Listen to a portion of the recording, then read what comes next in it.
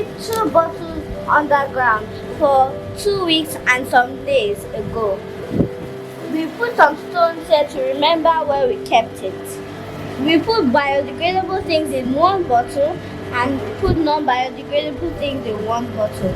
So today, we're here to dig up the bottles to see if our hypotheses were true or false. We're here to see if the biodegradable things decayed and the non-biodegradable did not decay. As you can see, after 2 weeks, the banana peels don't look as fresh, but the things in the non-biodegradable bottle did not decay.